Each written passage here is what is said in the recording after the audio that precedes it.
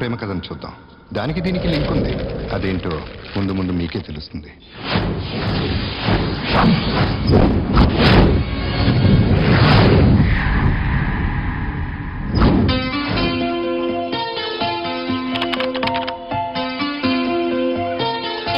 గొడవ చేయకూడదు. అందరికీ తెచ్చానని చెప్తున్నాను కదా.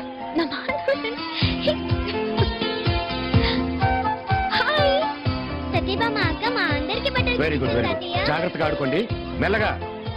అంకుల్, పిల్లల్లో ఆనందం చూసినప్పుడే నువ్వు వచ్చావనుకున్నాను. వెళ్ళి ఆడుకోమ్మా. ఈ ప్యాకెట్స్ ఏంటి? అనితకి గిఫ్టా? అవును, రేపు అనిత బర్త్డే. నీ శాలరీలో సగం అనిత గిఫ్ట్స్ కి, మిగతాది ఆశ్రమానికి ఇవ్వడానికి సరిపోతుంది. మరి రేపు నీ సంగతి ఏమిటమ్మా? నాకంటూ మీరందరూ ఉన్నారుగా. అందుకే నీకు పెళ్లి చేయాలనుకుంటున్నాను. మన కలెక్టర్ గారు అబ్బాయి, ఒక్కడే పిల్లవాడు, మంచివాడు, ఆదర్శ భావాలు ఉన్నవాడు. మన అనాథాశ్రమంలో పెరిగిన అమ్మాయినే చేసుకోవాలనుకుంటున్నాడు. మరి అతనికి నీ ఫోటో పంపించమంటావా? అనిత నా రూమ్మేటే అయినా సొంత చెల్లెల కన్నా ఎక్కువగా చూసుకుంటున్నాను అంకుల్. తన చదువు అవ్వగానే మీరు ఆశించినట్టు పెళ్లి చేసుకుంటాను. వస్తాను అంకుల్. అలాగే.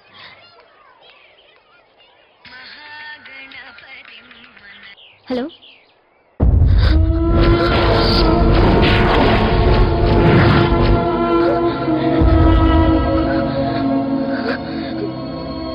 అమ్మా సత్య, సొంత అక్కలా చూసుకున్నావు కదమ్మా. నీకు కూడా చెప్పుకోలేని కష్టం ఏమొచ్చిందో ఏమో దానికి.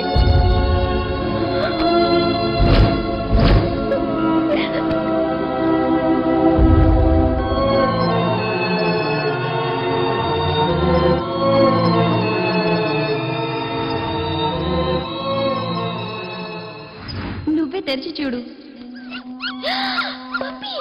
Happy birthday to you, happy birthday to you. Thank you so much. ఏ అన్నయ్యలకే కట్టాలా? జీవితాంతం ఎవరైతే తోడుగా రక్షగా ఉంటారో వాళ్ళకి కట్టేదే రక్షాబంధన్. నాకున్న ఒకే తోడు నువ్వే కదక్కా.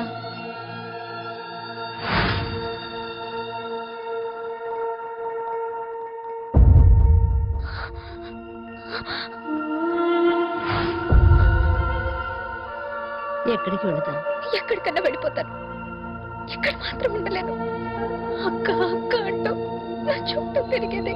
మీరిద్దరూ వచ్చిన తర్వాతే ఒట్టి హాస్టల్గా ఉండేది ఒక ఇల్లుగా మారింది. నా మాట విని ఇక్కడే ఉండిపోమ్మా ప్లీజ్. అన్నట్టు మర్చిపోయాను, నీకు లెటర్ వచ్చింది, ఉండిస్తాను.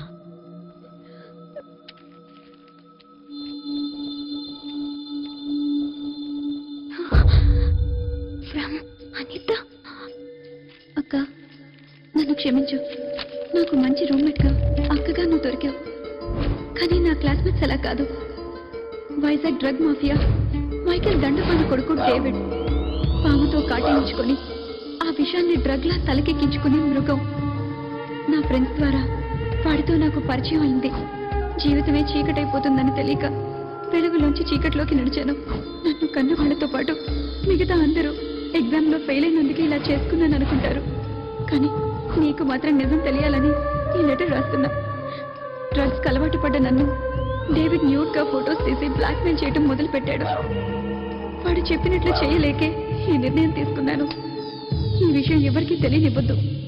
అనిత. లేదు, వదన్నా. నీలాంటి చావు ఇంకే అమ్మాయికి రాకూడదు. రాకుండా నేను చూస్తాను.